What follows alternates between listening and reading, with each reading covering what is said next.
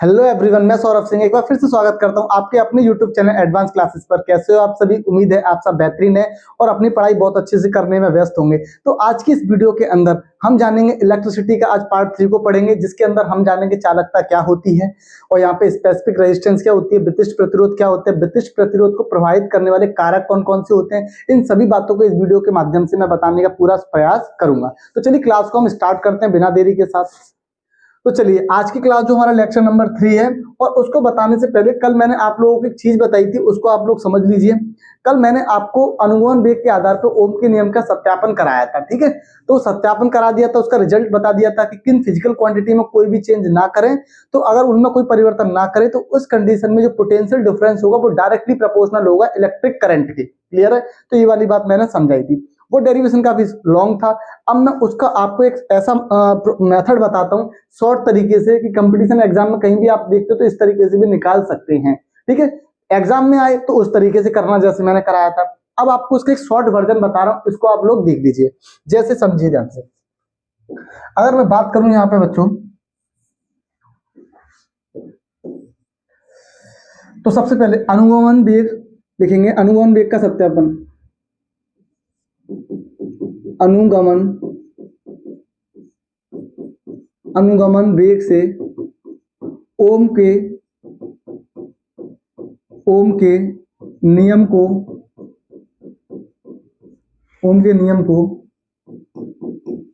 प्राप्त करने के लिए निम्न व्यंजकों का उपयोग करते हैं। निम्न व्यंजकों का उपयोग करते हैं।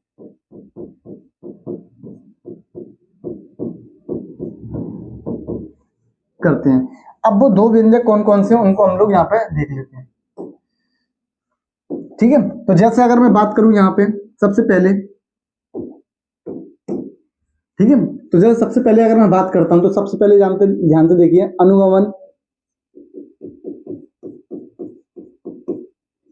अनुगमन वेग का सूत्र। तो इसका फॉर्मूला होता है बच्चों VD बराबर EB अपॉन ML इंटू टॉ। इसको डाल दीजिए क्वेश्चन नंबर फर्स्ट। और आप जानते हो अनुगमन वेग का मान, अनुगमन वेग तथा विद्युत धारा में संबंध,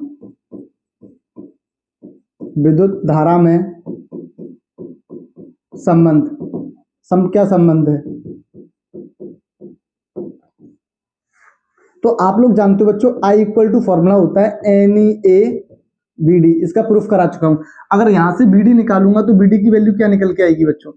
BD की वैल्यू निकल के आएगी I upon NEA। Equation number 2।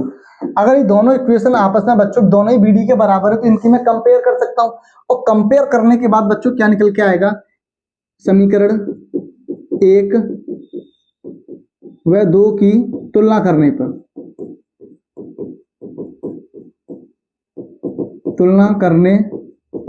तो तुलना करा बच्चों, ये क्या निकल के आएगा? EB अपॉन ML, और ये टॉ, और ये क्या है बच्चों? I upon NEA।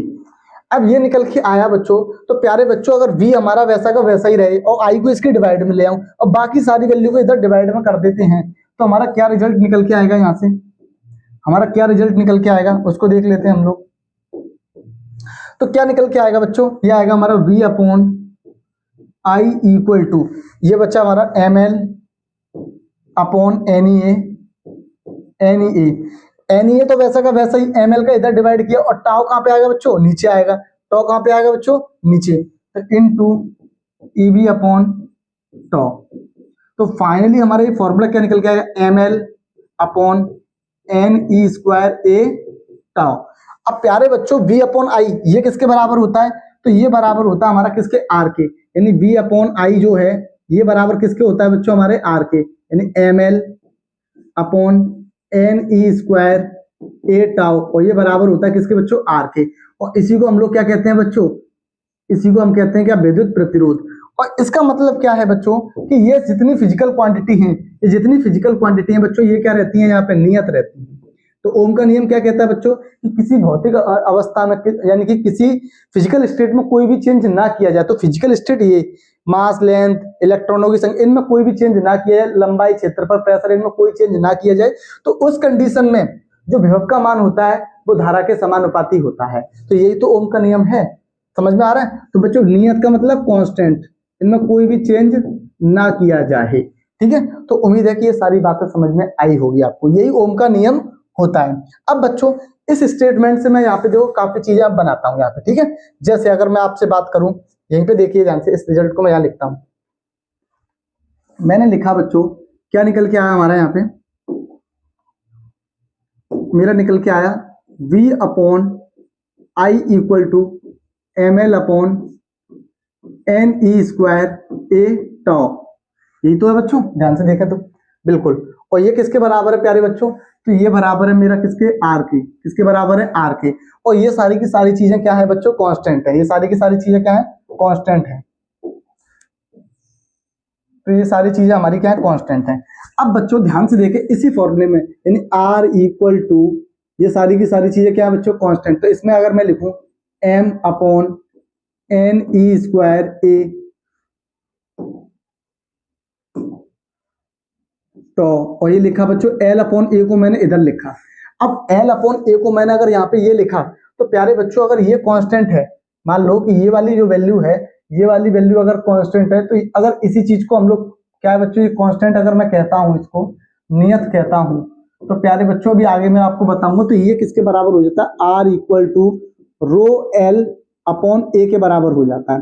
तो इस वाली चीज को हम लोग क्या कह देते हैं बच्चों? स्पेसिफिक रेजिस्टेंस कह देते हैं। इस वाली चीज को हम लोग क्या कह देते हैं बच्चों? स्पेसिफिक। यानी ये किसके बराबर है यहाँ पे बच्चों? M अपॉन NE स्क्वायर टॉ। ये किसके बराबर है? टॉ। और इसको बच्चों हम कहते हैं क्या? विशिष्ट प्रतिरोध। क्या कहते हैं? विशिष्ट प्रतिरोध, स्पेसिफिक रेजिस्टेंस। विशिष्ट प्रतिरोध या प्रतिरोधकता भी कहते हैं। प्रतिरोधकता, प्रतिरोधकता भी कहते हैं। रेजिस्टिविटी, ठीक है, क्या कहते हैं? रेजिस्टिविटी। रेजिस्टिविटी भी इसको हम लोग कहते हैं। ठीक है, तो याद रखिएगा इस बात को। अगर अब हम बात करते हैं नेक्स्ट, ये सारी चीजें आपको समझ में आई, अब हम समझते हैं, आगे चलते हैं। अब हम लोग समझते हैं यहाँ पे किसको? चालकता। तो चालकता क्या होती है? अगर मैं बात करूं यहाँ पे चालकता क्या होती है, तो इसको समझ लेते हैं हम लोग। चालकता क्या होती है कि बच्चों विशिष्ट वैद्युत प्रतिरोध के जो व्युत्क्रम होता है, उसको हम लोग क्या कहते हैं बच्चों? चालकता कहते हैं। क्या कहते हैं? चालकता कहते हैं, कंडक्टिविटी। और इसको हम C से प्रेसिडेंट करते हैं। किससे रिप्रेजेंट करते हैं? C से रिप्रेजेंट करते हैं। ठीक है, तो इसकी अगर परिभाषा लिखें तो हम लिख सकते हैं कि किसी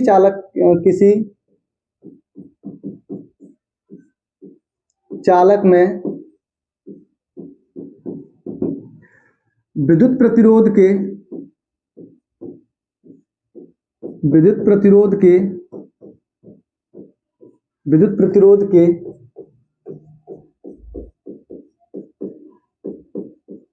व्युत्क्रम को चालकता कहते हैं। क्या कहते हैं बच्चों? चालकता कहते हैं। और इसे कैपिटल C से प्रदर्शित करते हैं। कैपिटल C से प्रदर्शित करते हैं। कैसे रिप्रेजेंट करते हैं? C से प्रदर्शित करते हैं। तो इसका मतलब क्या है बच्चों? यहाँ पे इसका मतलब ये हो गया कि चालकता बराबर होता है 1 अपॉन विद्युत प्रतिरोध। तो ये क्या है बच्चों? इसका फॉर्मूला, यानी C equal to 1 upon R। तो ये क्या है बच्चों? इसका फॉर्मूला। अब बात करूं मैं अगर इसकी यूनिट की, तो इसकी यूनिट क्या होगी बच्चों? इसके मात्रक की अगर मैं बात करता हूं यहाँ पे, इसके मात्रक की ध्यान से देखेंगे, इसके अगर मात्रक की अगर मैं बात करता हूं यहाँ पे, तो इसका मात्रक क्या निकल के आएगा बच्चों यहाँ पे? तो इसका मात्रक निकल के आएगा यहाँ पे ओम इनवर्स। क्या निकल के आएगा बच्चों? Ohm inverse. और इसी को बच्चों हम शॉर्ट में कह देते हैं क्या? मोह कह सकते हैं, या इसको हम साइमन भी कहते हैं। क्या क्या कहते हैं बच्चों, साइमन भी कहते हैं। कभी कभी आपसे पूछा जाएगा कि विशिष्ट चालकता का मात्रक क्या होता है, तो आपको बताना पड़ेगा ओम इनवर्स, और ओम इनवर्स को ही हम कहते हैं MHO, मोह या साइमन भी कहते हैं, ये इसी के बराबर होता है, याद रखिएगा इस बात को, ठीक है। चलिए नेक्स्ट आगे चलते हैं हम लोग। अब तो ये वाली बात आई होगा, आपको समझ में आई होगी। इसका मतलब क्या होता है, इसको भी समझ लेते हैं कि किसी चालक का प्रतिरोध जितना ज्यादा होगा उसकी चालकता उतनी कम होगी, उसकी चालकता उतनी क्या होगी बच्चों, कम होगी। इनवर्सली प्रोपोर्शनल है, व्युत्क्रमानुपाती है इसलिए, ठीक है। चलिए नेक्स्ट, विद्युत प्रतिरोध को प्रभावित करने वाले कारक। तो विद्युत प्रतिरोध को प्रभावित करने वाले कारक कौन से भैया, तो आप लोग अभी मैंने आपको यहाँ पे फॉर्मूला बताया था। विद्युत प्रतिरोध को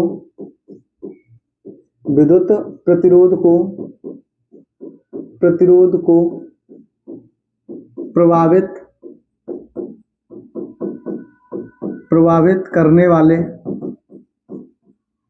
निम्न कारक हैं। कितने कारक हैं? निम्न कारक हैं।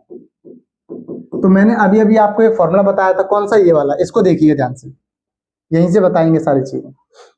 ये रहा, आपको याद रखना R बराबर क्या दे रखा है बच्चों, ml/n² a टाउ, ठीक है। देखिए ध्यान से, तो विद्युत प्रतिरोध को प्रभावित करने वाले कारक क्या है बच्चों, तो R इक्वल टू क्या निकल के आया हमारा, R equal to ml/ne² a tau. ये फॉर्मूला हमारा निकल के आया, यहाँ पे ये फॉर्मूला हमारा निकल के आया। अब बच्चों ये फॉर्मूला अगर निकल के आया है यहाँ पे हमारा, ध्यान से देखें तो बच्चों अगर यहाँ से देखें तो विद्युत प्रतिरोध का मान किस किस बात पर निर्भर करता है, तो पॉइंट्स वाइज लिखेंगे। यहाँ पे पहला पॉइंट लिखेंगे, विद्युत प्रतिरोध का मान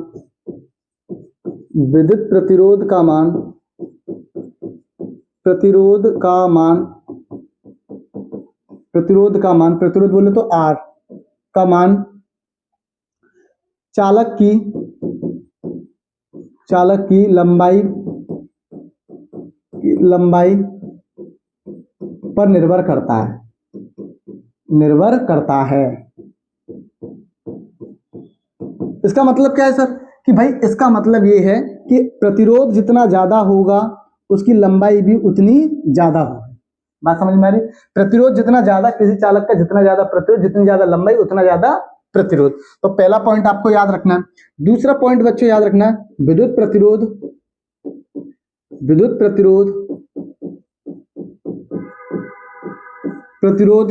का मान चालक के क्षेत्रफल पर निर्भर करता है। यानी कि प्रतिरोध का मान इनवर्सली प्रोपोर्शनल होता है किसके, क्षेत्रफल के। क्षेत्रफल जितना ज्यादा प्रतिरोध उतना कम, याद रखिए। यानी क्षेत्रफल जितना ज्यादा तो प्रतिरोध जितना ज्यादा, क्षेत्रफल उतना कम, दोनों ही प्रोपोर्शनल होते हैं, और यहाँ पे ये डायरेक्टली प्रोपोर्शनल होता है, ठीक है। तीसरी बात आपको याद रखनी है, विद्युत प्रतिरोध का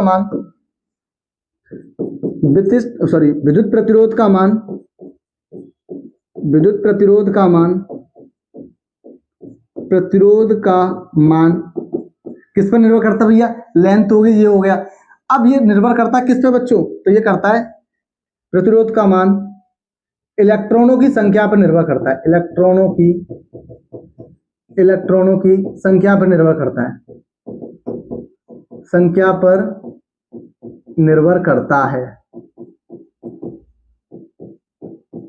निर्भर करता है। यानी कि R प्रोपोर्शनल टू N, इस पे R जितना ज्यादा तो N उतना ज्यादा, याद रखिएगा, ठीक है इस बात को। और तीसरा निर्भर किस पे करता है बच्चों, इसके श्रांतिकाल पे। किस पे, श्रांतिकाल पे। यानी इस लिख सकते हैं, विद्युत प्रतिरोध का मान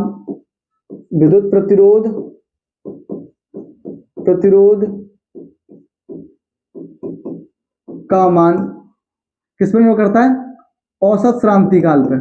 औसत श्रांतिकाल पर निर्भर करता है, रिलैक्सेशन टाइम निर्भर करता है।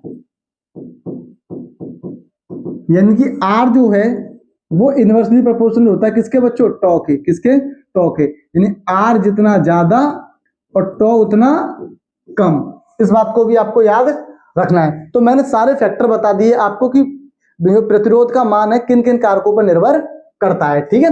और प्रतिरोध का मान टेम्परेचर पर निर्भर करता है, उसको मैं आगे डिटेल से बताऊंगा अभी, ठीक है। चलिए देखिए, विद्युत प्रतिरोध की ताप पर निर्भरता, इसको देख लीजिए। विद्युत प्रतिरोध का मान ताप पे भी निर्भर करता है, इसको हमें समझना है, ठीक है।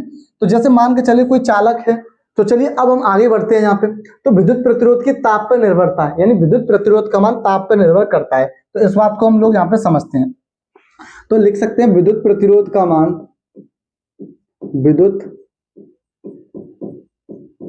प्रतिरोध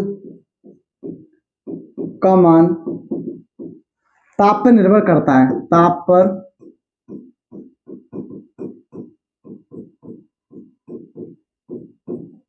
निर्भर करता है, ठीक है। ताप पर निर्भर करता है। जैसे ये कोई चालक है, इस तरीके से मान लीजिए कि ये कोई एक चालक है, ठीक है। और बाद में भाई इसको हमने टेम्परेचर दिया तो इसकी लेंथ में क्या हो गया भाई, ये परिवर्तन हो गया। तो इस तरीके से मानिए कि माना कि चालक का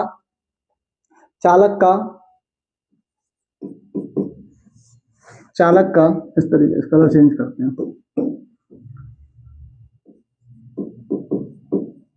चालक का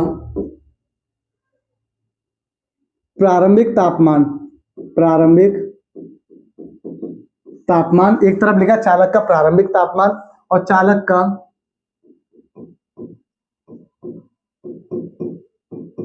प्रारंभिक प्रतिरोध, ठीक है भाई। तो चालक का प्रारंभिक जो तापमान है बच्चों, वो मैंने मान लिया क्या, इसका जो प्रारंभिक तापमान है वो मैंने मान लिया यहाँ पे T मान लिया, T। और चालक का प्रारंभिक प्रतिरोध जो है वो बच्चों मैंने मान लिया यहाँ पे R0। क्या मान लिया, R0 मान लिया। प्रारंभिक प्रतिरोध T0 कह देते हैं इसको हम, T0 मान लिया, ठीक है। और चालक का अंतिम प्रतिरोध क्या हुआ, चालक का अंतिम तापमान, चालक का टेम्परेचर दिया प्रारंभिक अलग, चालक का अंतिम तापमान, तो अंतिम तापमान मैंने मान लिया बच्चों क्या हो गया, T हो गया। और चालक का अंतिम प्रतिरोध क्या हो गया, अंतिम प्रतिरोध, ये मैंने कह दिया बच्चों RT। यानी कि स्टार्टिंग में इसका टेम्परेचर मैंने माना T0 और प्रतिरोध था बच्चों R0, बाद में इसका टेम्परेचर T हो गया और इसका प्रतिरोध हो गया बच्चों RT। इस तरीके से आप इसको समझ सकते हैं। अब बच्चों अगर मैं यहां से देखो, अगर मैं यहाँ पे तापमान में परिवर्तन देखना चाहूं कि तापमान में परिवर्तन क्या है, तो देखो यहाँ पे लिख सकते हैं पहले प्रतिरोध में परिवर्तन, प्रतिरोध में परिवर्तन, प्रतिरोध में परिवर्तन, प्रतिरोध में परिवर्तन को मैं कहता हूं डेल्टा R। तो ये क्या होता है बच्चों, अंतिम प्रतिरोध, अंतिम प्रतिरोध क्या है बच्चों, RT माइनस प्रारंभिक प्रतिरोध, और प्रारंभिक प्रतिरोध क्या है बच्चों, R0, ठीक है। इसी तरीके से तापमान में परिवर्तन देखें, तापमान में परिवर्तन,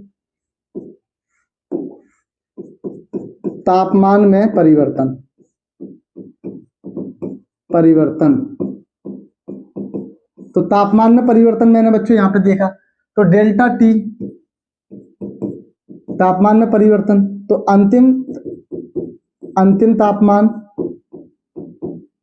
तापमान क्या है बच्चों, T माइनस प्रारंभिक तापमान, और प्रारंभिक तापमान कितना है बच्चों, T0। तो बच्चों यहां पे आपको एक फैक्ट याद रखना है कि प्रतिरोध में परिवर्तन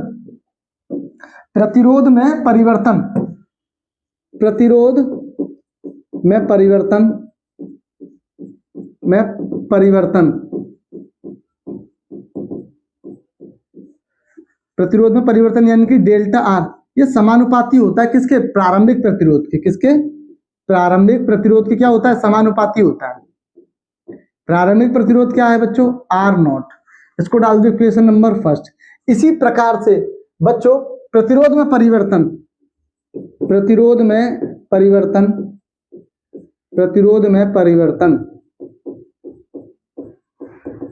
यानी कि डेल्टा R समानुपाती होता है बच्चों किसमें, तापमान में परिवर्तन के, तापमान में परिवर्तन के,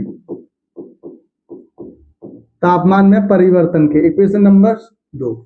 अब बच्चों यहां तक की अगर बात आपको क्लियर है तो बच्चों अब क्या है कि दोनों इक्वेशन को जब मैं कंबाइन करता हूं समीकरण 1 और 2 से, तो यहां पे निकल के आता समीकरण 1 व 2 से, तो निकल के आता है बच्चों प्रतिरोध में परिवर्तन, प्रतिरोध में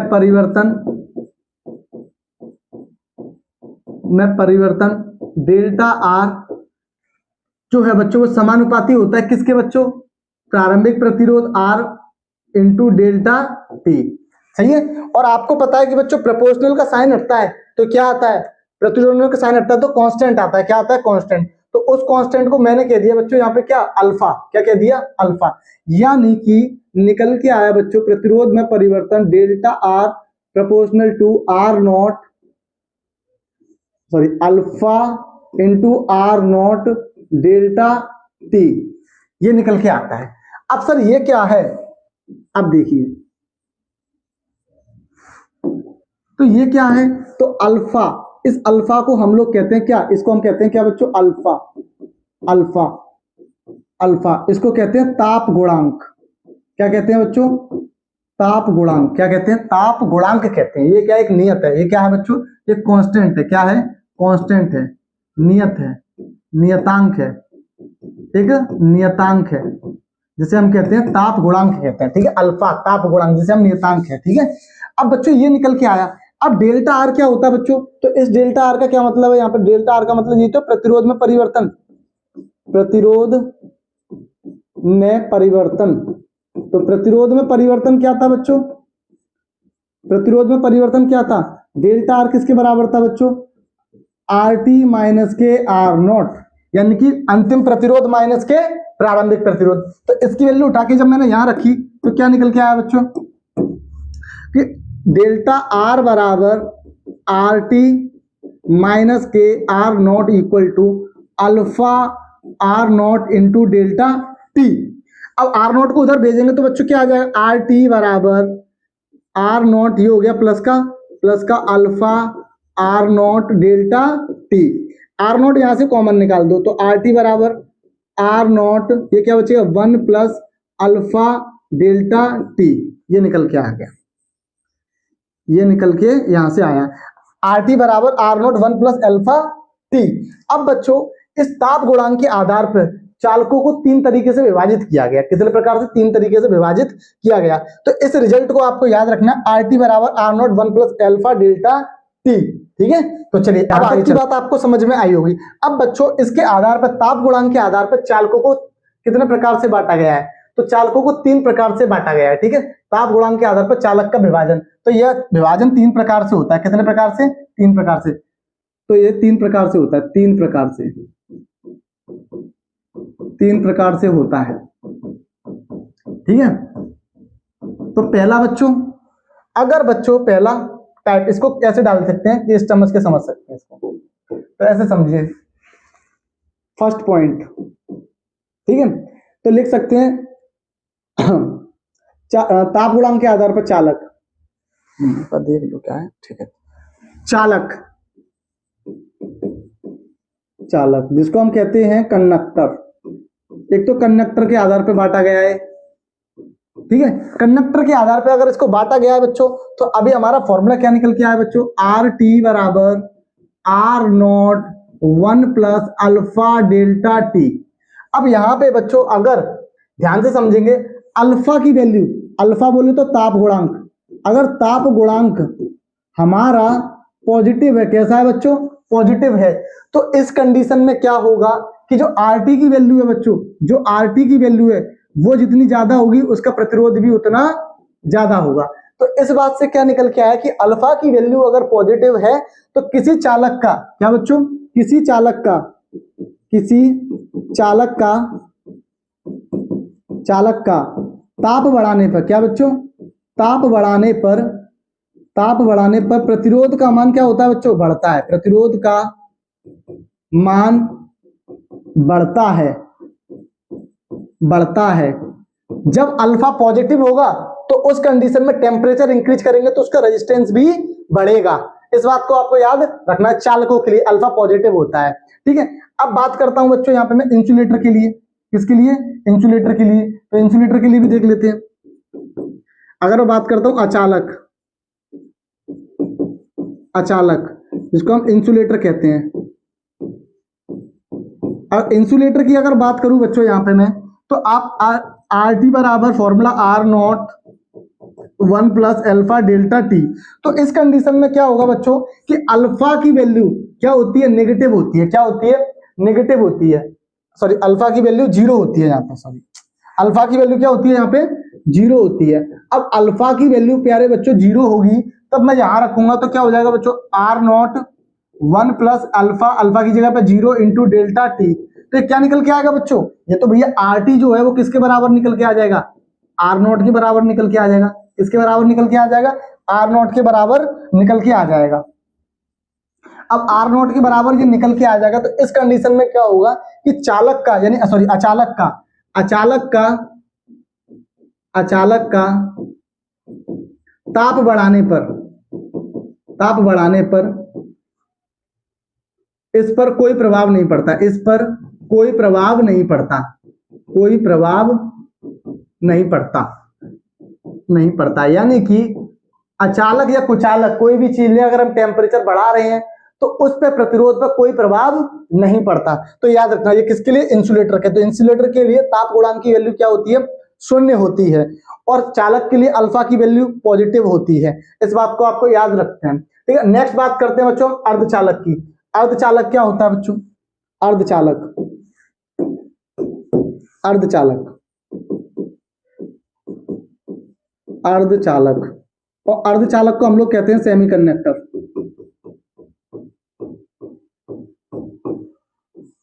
अब अर्धचालक की अगर बात करता हूं मैं,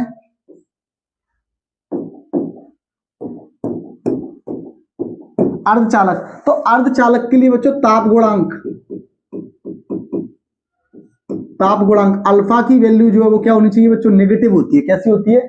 नेगेटिव। और जब अल्फा की वैल्यू नेगेटिव है तो फॉर्मूला क्या होता है बच्चों? आर टी बराबर R naught 1 plus alpha delta T. और जब आर अल्फा की वैल्यू जब नेगेटिव है बच्चों तो यहाँ पे क्या होगा? आर टी की वैल्यू जितनी ज्यादा होगी उसका प्रतिरोध उतना क्या होगा बच्चों? कम होगा। यानी यहाँ पे बच्चों आर टी से ज्यादा आर नॉट होगा। इसका मतलब ये समझ में आया कि अर्धचालक का, अर्धचालक का, अर्धचालक का, अर्धचालक का ताप बढ़ाने पर, ताप बढ़ाने पर प्रतिरोध का, प्रतिरोध का मान घटता है, मान घटता है। यानी कि अर्धचालक का अगर टेम्परेचर हम बढ़ाते हैं तो प्रतिरोध का मान क्या होता है बच्चों? डिक्रीज होता है, घटता है। इस बात को याद रखना। चालक के लिए क्या रहेगा? पॉजिटिव। और अगर मैं बात करता हूं अचालक के लिए तो अल्फा की वैल्यू जीरो रहेगी। अगर मैं सेमीकंडक्टर की बात करता हूं तो इसके लिए अल्फा की वैल्यू क्या रहेगी? नेगेटिव, नेगेटिव रहेगी। क्या रहेगी? नेगेटिव। और जब नेगेटिव होगी तो ये पूरी वैल्यू नेगेटिव। तो इस अवस्था में क्या होता है कि अर्धचालक का अगर टेम्परेचर में यहाँ पे इंक्रीज कर रहा हूं तो इसका ऑटोमेटिक क्या हो जाएगा? डिक्रीज हो जाता है। क्या हो जाता है? डिक्रीज हो जाता है। उम्मीद है कि यहां तक की बात आप लोगों को सारी समझ में आई होगी कि अर्धचालक इस तरीके। एक बार और देख लीजिए, ये सारी बातें मैंने आपको यहाँ पे समझाई है कि किस किस तरीके से कैसे सारे के किस पर निर्भर करता है, प्रतिरोध का मान किसके समानुपाती होता है, ठीक है। और ये भी मैंने आप लोगों को बता दिया। अब मैं बात करना चाहूंगा यहाँ पे विशिष्ट प्रतिरोध या प्रतिरोधकता क्या होती है। तो विशिष्ट प्रतिरोध क्या होता है कि किसी चालक में, किसी चालक में, किसी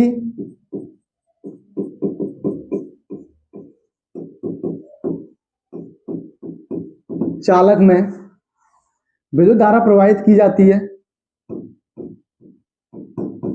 विद्युत धारा प्रवाहित प्रवाहित की जाती है, की जाती है तो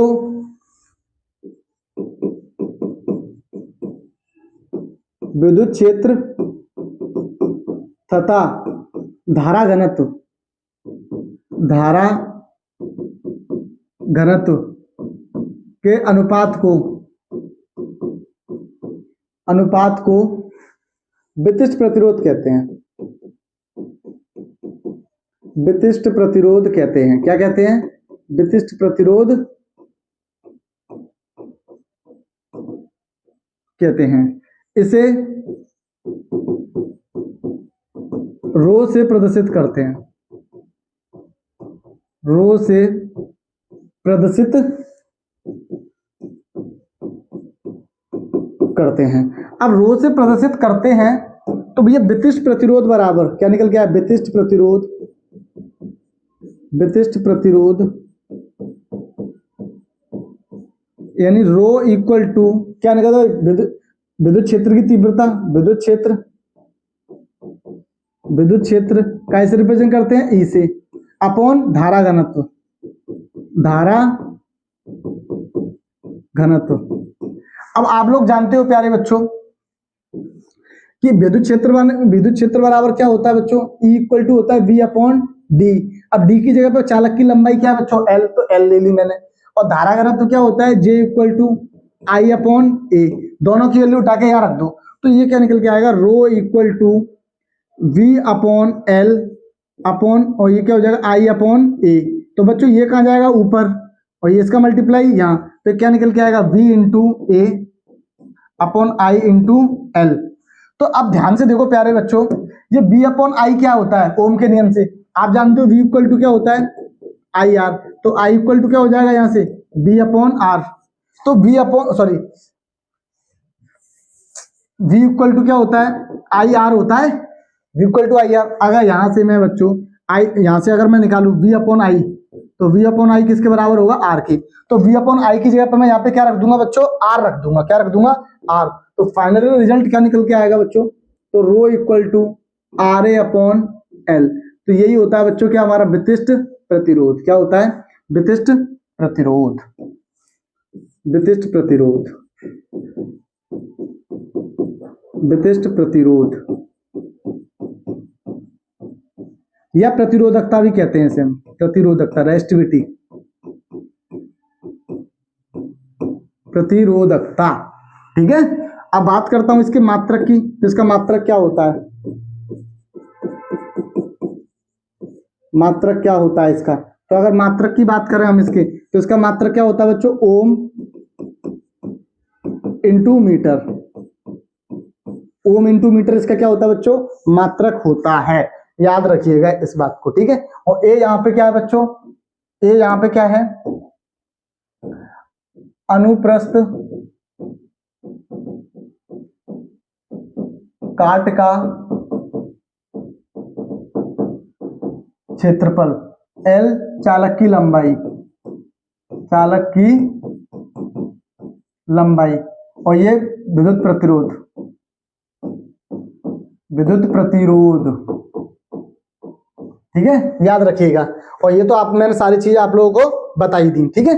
तो उम्मीद है कि यहां तक की बात आप लोगों को समझ में आई होगी विशिष्ट प्रतिरोध क्या होता है। ठीक है। तो ये वाली बात आपको समझ में। एक नोट पॉइंट और लिख लेना इसको इस तरीके से कि विशिष्ट प्रतिरोध का मान, विशिष्ट प्रतिरोध का मान, विशिष्ट प्रतिरोध का मान पदार्थ की प्रकृति, पदार्थ की प्रकृति तथा तापमान पर निर्भर करता है, तापमान पर निर्भर करता है, निर्भर करता है। ठीक है भाई। यानी कि सोना, चांदी, लोहा सबका विशिष्ट प्रतिरोध अलग अलग होता है। पदार्थ अलग, तो यानी कि उसकी प्रॉपर्टी अलग होती है। ठीक है। और टेम्परेचर बढ़ाने पर विशिष्ट प्रतिरोध का मान इंक्रीज होता है। इस बात को याद रखना है। ठीक है। नेक्स्ट बात करते हैं विशिष्ट चालकता। विशिष्ट चालकता क्या होती है भैया? तो विशिष्ट चालकता क्या होती है कि विशिष्ट प्रतिरोध के व्युत्क्रम को, क्या? विशिष्ट प्रतिरोध के व्युत्क्रम को, व्युत्क्रम को क्या कहते हैं बच्चों? विशिष्ट चालकता कहते हैं। विशिष्ट चालकता कहते हैं, विशिष्ट चालकता कहते हैं। और इसका फॉर्मूला होता है बच्चों, क्या होता है? विशिष्ट चालकता को रिप्रेजेंट करते हैं किससे? सिग्मा से। Sigma equal to 1 upon rho. Sigma equal to 1/रो। विशिष्ट प्रतिरोध को रिप्रेजेंट करते हैं किससे? सिग्मा से। किससे? सिग्मा से। सिग्मा याद रखना है, ठीक है। और ये विशिष्ट प्रतिरोध, ठीक है, याद रखना है। बात करता हूं इसके में मात्रक की, तो इसका मात्रक क्या होगा भाई? मात्रक, तो मात्रक की अगर मैं बात करूं यहाँ पे, तो जैसे कि उसका मात्रक क्या होता था? Ohm into metre. Ohm into metre. अब प्यारे बच्चों ये अपॉन में है तो इसका इन्वर्स कर देंगे। क्या कर देंगे? इन्वर्स कर देंगे। क्लियर है मेरी बात? तो इसका मात्रक याद रखना, ओम इंटू मीटर इसका मात्रक होता है, ठीक है। चलिए नेक्स्ट, विद्युत धारा घनत्व चालकता में बीच संबंध, इसको रिलेशन है बच्चों, इसको आपको याद रखना है। J इक्वल टू होता है बच्चों, J equal to sigma E. J equal to sigma E. J equal to sigma E क्या होता है?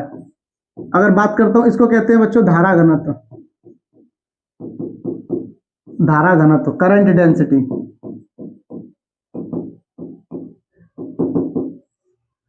इसको कहते हैं बच्चों विद्युत क्षेत्र। विद्युत क्षेत्र। और इसको क्या कहते हैं बच्चों? अभी यही बताया, विशिष्ट चालकता। विशिष्ट चालकता। क्लियर है मेरी बात? और इसकी अगर बात करता हूं यूनिट की, तो इसका जो मात्रक होता है वो होता है, इसका जो मात्रक होता है वो होता है बच्चों एम्पियर मीटर स्क्वायर। इसका ये मात्रक होता है, ठीक है। तो उम्मीद है कि ये क्लास आपको समझ में आई होगी।